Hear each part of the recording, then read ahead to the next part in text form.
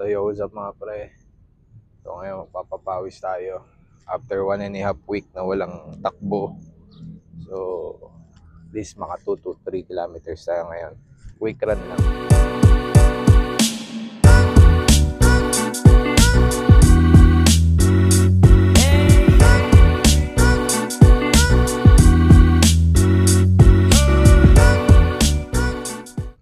So 1.70 kilometers na tayo.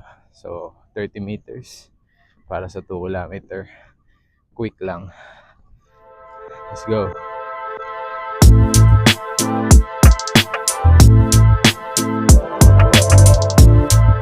km.